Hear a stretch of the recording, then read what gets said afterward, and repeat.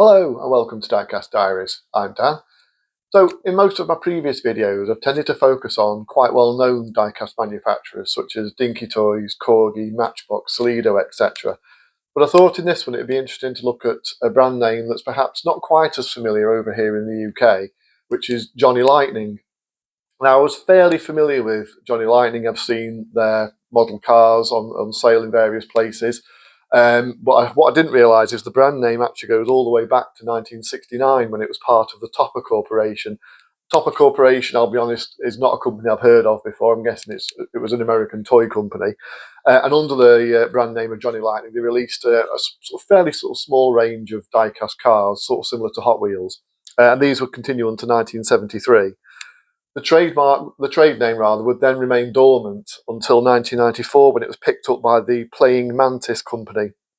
And they would then go on to produce over 600 different models between 1994 and 2004. After then, the name would eventually be sold to Tomy, obviously the big Japanese toy company. They would continue the Johnny Lightning brand until 2013 when it would be discontinued.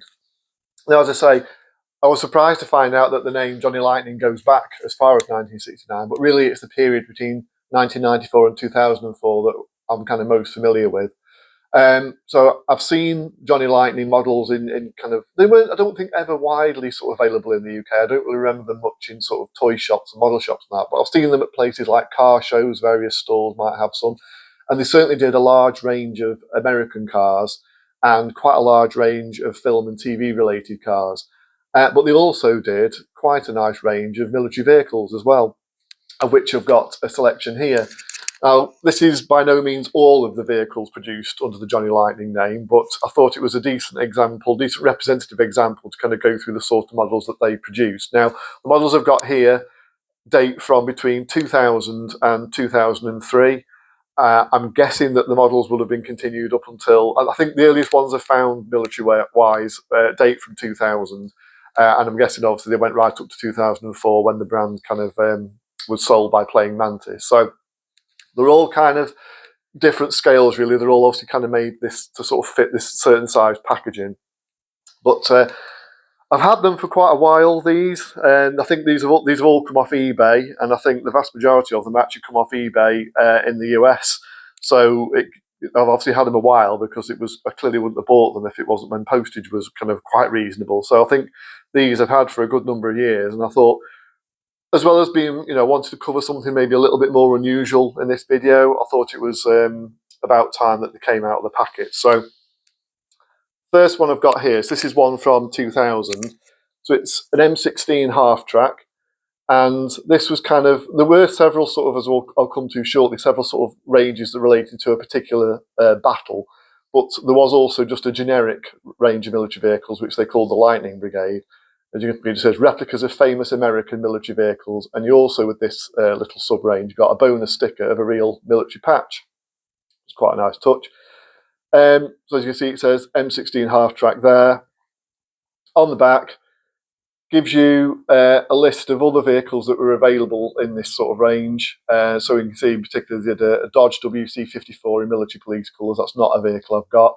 GMC CCKW gasoline tanker. Then obviously you can see it's a mix of not only World War II vehicles but modern ones as well, with the M1A1 Abrams tank, the M16 half-track, which is obviously what this is, Willys MB Scout Jeep, and then the CUCV2 Command Tahoe, which is one I've actually got, so I'll come to that separately.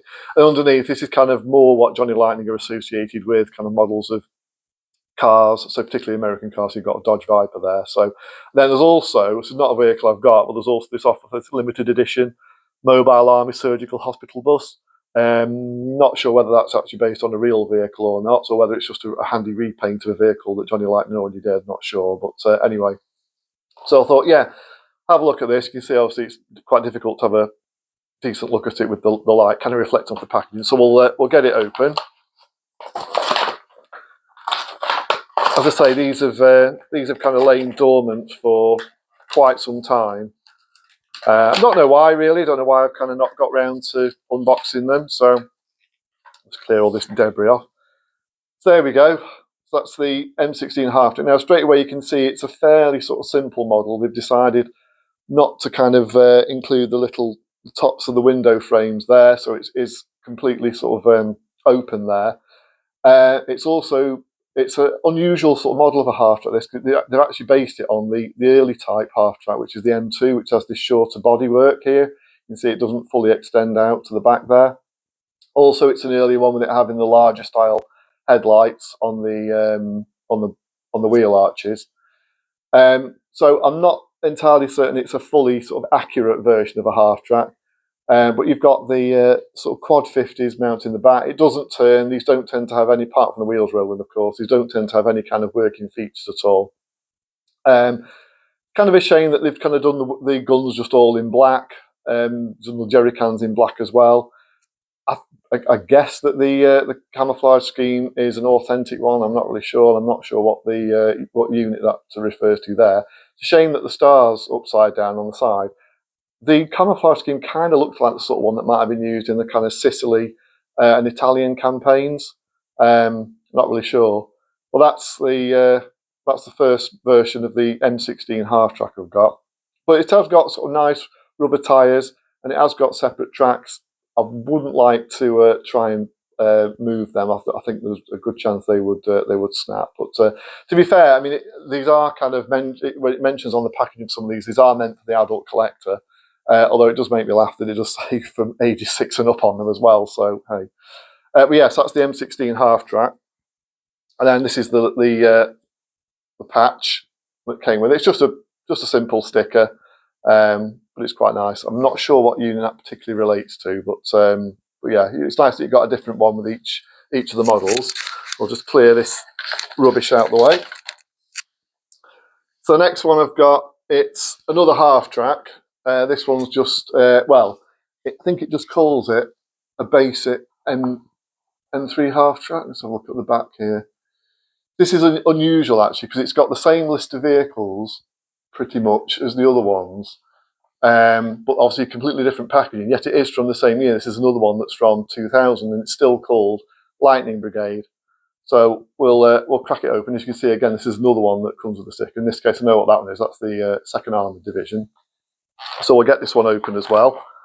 They are quite tough. There we go. Excuse the noise. I'll just take it off camera to do that.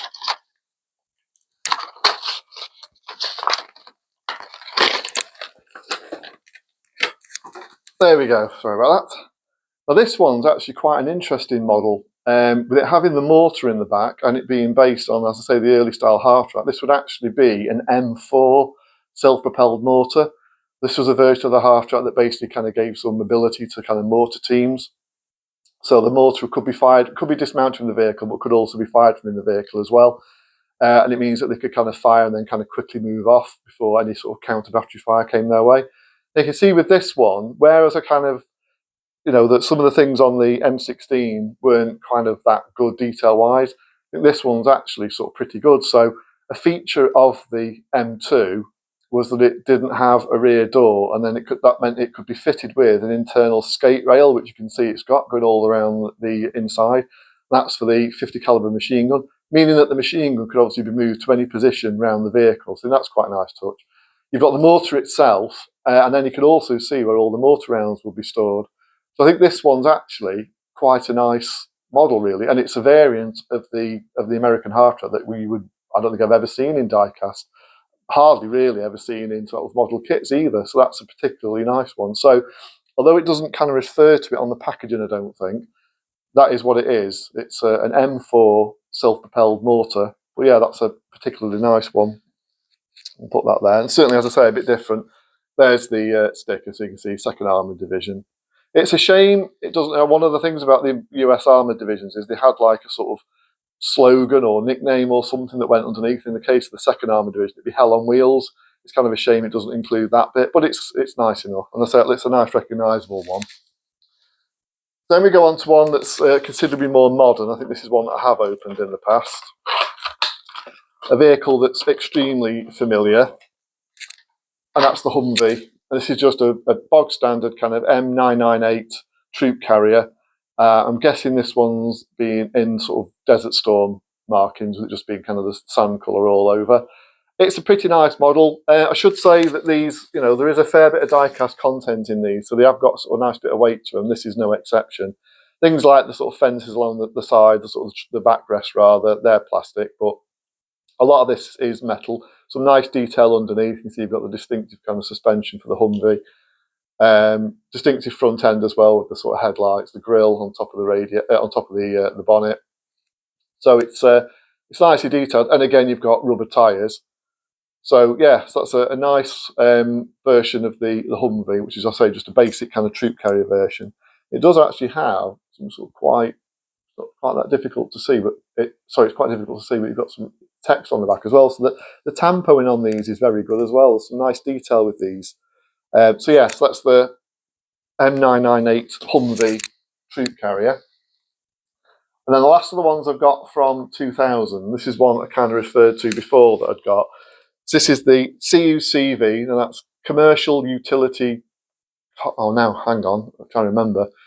Commercial Utility Cargo Vehicle, I think it is. Basically, it was a way of getting kind of off the shelf, if you like, vehicles for the military use. If they weren't needed in kind of frontline combat areas, you didn't need a full military spec vehicle like a Humvee.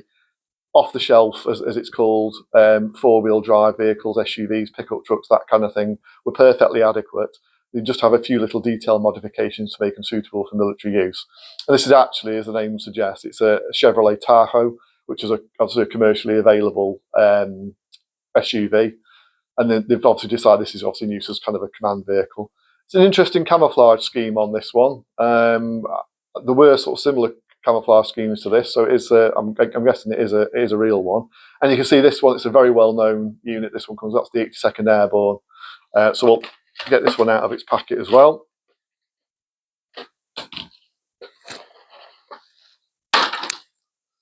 There you go. That's the sticker. Airborne. Put that to one side. And then this is the sort of Chevy Tahoe. And again, sort of no working features on it, no kind of opening parts or anything, but it's quite nicely done. Never sure with this one. I thought the wheels might just look slightly too small, just slightly undersized. But again, rubber tyres. It is quite a garish looking camouflage scheme, really, but it's quite eye-catching. I suppose it certainly stands out with the other ones. So that's the CUCV, Commercial Utility Cargo Vehicle, based on the Chevy Tahoe. Then the next two that I've got are from 2001. You can see this one, it's in the same style packaging as the earlier ones. This one lists on the back, because it mentioned to do, so whereas I mentioned before it was the Dodge WC-54 Military Police, they actually do a normal ambulance version of it as well. CUCV2 Carrier Cargo, which is what this is. N2A1 half-track, Willys Jeep, GMC CCKW 6x6 truck, and then the Abrams tank. Again, obviously they're still offering the MASH bus. So this is kind of similar to the last one. It's Commercial Utility Cargo Vehicle, and this is one that's based on a Chevrolet pickup truck. And they've obviously decided to do this one in kind of a desert scheme. Now I think this one does have, yeah, there you go. It's got an opening bonnet. There's some nice detail on the engine. It's not that easy to see, but there's nothing's kind of picked out. It's just all kind of moulded in black. But the detail otherwise is pretty nice. You've got the sort of Chevy badge on the front, the headlights, indicators, and then at the back there you've got the rear lights, kind of very nicely done. That's just a kind of basic military pickup truck, but quite a nice one, I have to say. Then this one is also from 2001. And this is one of the ones that I mentioned was in like they did like several sort of sub ranges where they were all kind of related to a specific battle. So they did 6 vehicles, all based on Pearl Harbor. The other ones listed on the back here. So you've got US Navy Shore Patrol Jeep, Hickam Field Army Air Corps 1937 Ford staff car, a Wheeler Field Army Air Corps 1940 Ford pickup, US Navy ambulance, GMC troop carrier, which is again also this, and a US Navy Jeep. So, crack it open.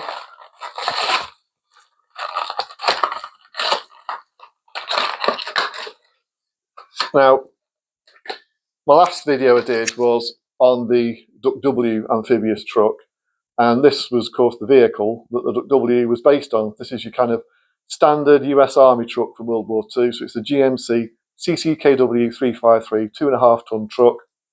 This is the canvas cabbed version, which was started to be produced later in the war when it was kind of a way of saving materials. It also meant that the cab could be sort of fully collapsed. It meant for easier shipping.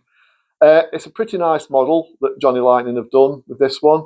I suppose the only gripe is, although they have done separate headlights, they've just painted the headlight protectors white in between there, just to kind of make it look like they've got lights, which is kind of a bit of a shame.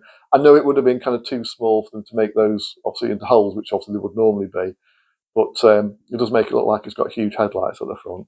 But apart from that, it's pretty nice. The wheels look good, and obviously again it's got rubber tyres. So yeah, so that's the GMC truck from the Pearl Harbor sort of sub-range. And then most of the rest of the vehicles I've got, with the exception of one, are from 2002. And the first one of those is another one that's from a sub-series. In this case, it's Battle of the Bulge. It's the GMC tanker. And for this range, there was a Jeep with the top up, a Dodge ambulance, GMC truck, Willys Jeep, the tanker, I'll say this one, and an M16 half-track, which is another one that I've got. And then again, just an offer about other things that Johnny Lightning did. So we'll have a look at this one. I'll take it off camera just to spare the noise.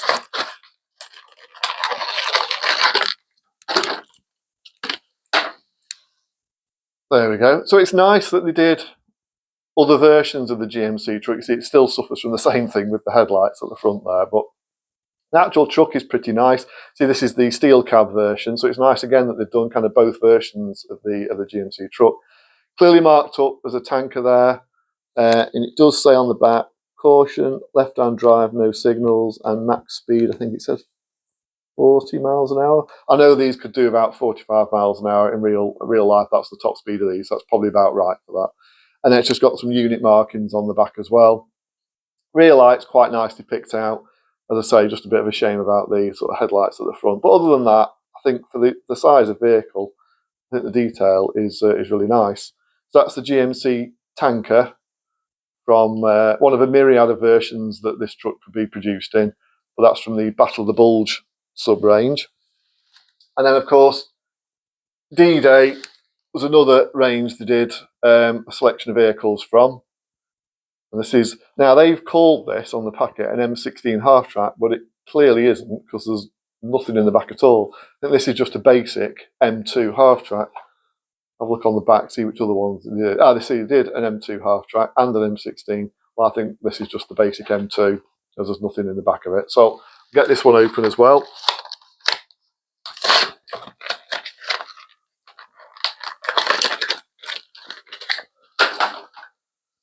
This is clearly the same mould as used for the earlier one with the mortar.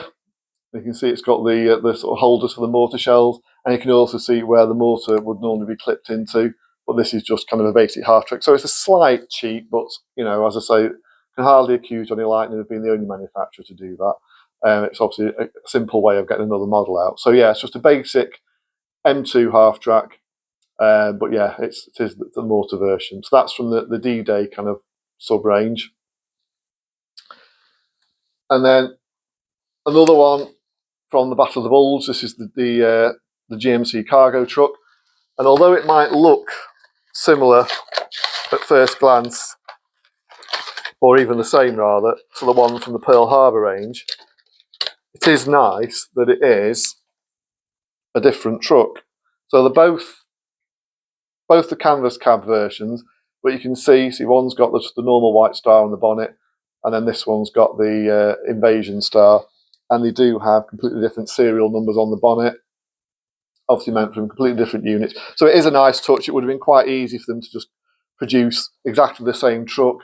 You know, most people probably aren't going to sort of really sort of notice, but it is nice that it is a totally different one.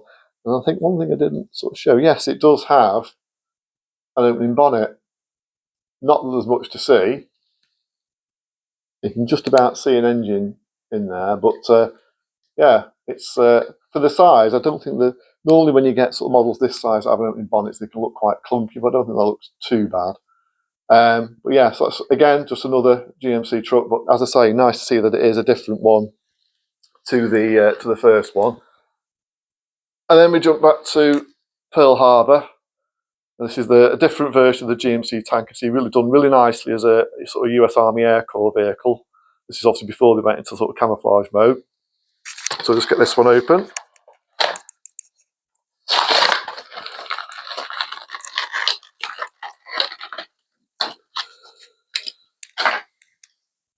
There we go.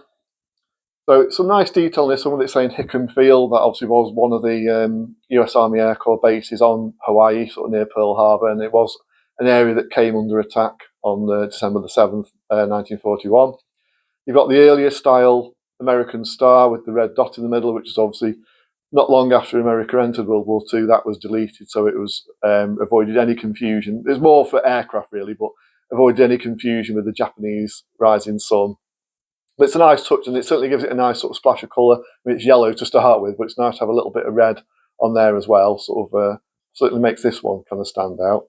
But yeah, other than that, it's exactly the same as the previous tanker, just the colour scheme.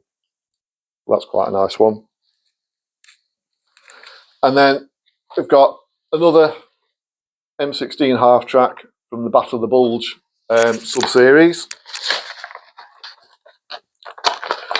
And kind of similar really, in that it could have been quite easy for Johnny Lightning to just do the exact same half-track as before.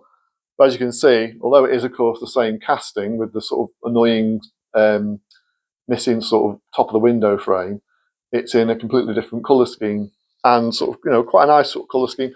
It was rare sort of later in the war for US Army vehicles to be in anything other than olive drab, with the exception of kind of like a winter camouflage. So it was unusual for kind of camouflage patterns like this, but some did have them, so it is kind of a nice touch, and it certainly makes it kind of a bit more interesting than it just being olive drab. But other than that, it's exactly the same. At least on this one, it is quite pleasing that the actual gun mount in the middle is painted green, as it should be, and it's only the guns that are black. It kind of looks quite a bit better than this one, where it's kind of all black. So it kind of makes you wonder why they didn't do that on the other one. But yeah, so that's the Battle of the Bulge M16 half track. And then we have two more GMC trucks. Well, this one, it's the cargo truck again, but with the steel cab. And this is another one from the Pearl Harbor range. There it is. So you can see, got the obvious differences. So these are the two that are from the Pearl Harbor range. You can see that's the differences. These are the two main versions of the GMC truck that were produced during the war. So the steel cab one was the earlier one. It would stay, in service through to the end of the war, but later on in the war, it was this version that came into production because it was easier to produce, and as I say, it took up less shipping space. So that's the two versions. So it's nice that they've kind of done versions of both. It would have been quite easy to just use the one style cab, but it's good that they've done that. And again, this has got the opening bonnet for what it's worth. That's the Pearl Harbor steel cab GMC cargo truck. And then we have another GMC. These are all part of the same lot on eBay. That's why I've kind of ended up getting kind of so many. But I was pleased when I got them to see that they were all different. You can see this one unusually doesn't have a star on the bonnet, so it is different again to the other ones. And again, it has got different unit markings, obviously different serial number. So this is from the D-Day sub-series. But again, exactly the same as the others. And then the last one I've got, this is actually from 2003, and it's a Sherman tank, so it's quite a departure from the other vehicles I've got. And you can see the packaging for this one's completely different. This is a General Patton edition. Lead me, follow me, or get out of the way. I'll see a quote from General Patton. There's a picture of him there. And again, you've got sort of details. Now, it's interesting here, you've got the couple of different Sherman tanks and a Dodge Command car, but also, I'd love to get some of these, they also did some German vehicles. That's quite rare. As I say, most of the vehicles that Johnny Lightning seemed to do, military or otherwise, seem to be American. But you can see here they've done a Panther tank, Tiger, and a Kubelwagen, which would be kind of quite cool to get. So we'll get this one open as well. This is one I have opened previously, so it's too difficult to get that one out. Oh dear, a little bit dropped off it there. What bit's that? I'll sort this out a bit. But yeah, it's scale-wise, it's tiny compared to the others, but it's nicely done. This is obviously meant to be a Battle of the Bulge Sherman tank in the sort of winter whitewash camouflage. The turret does turn, but it's quite stiff. Detail is pretty good on this. You've got the sort of distinctive suspension of the Sherman. You've got the sprocket wheel at the front, idle wheel at the back. Whitewash camouflage has been very nicely done. It was rough when they did it because it was just hastily done kind of in the field. So it's very nicely done there. Separate kind of rubber tracks. Again, they're not going to go round, so I'm not going to attempt that. Nicely done, 50 caliber on top of the turret, and then the 30 caliber under there. And the gun barrel does raise and lower. So yeah, it's quite a nice one. Can't work out where that little bit came from. It just seemed to fall off. I can't see any obvious place where it's. Oh, I can see. It's the gun mantlet at the front. I will sort that out. It just needs a quick dab of glue. You can see it's just come off there. Never mind. Yeah, so that's the last of the ones that I've got. But as you can see from the ones, looking at the back of the packets, there were quite a few different ones that Johnny Lightning did. As I say, I don't think these are ever kind of really widely available in the UK. It's mainly been sort of, say, car shows and things like that, where you might have a trader who's got some of these.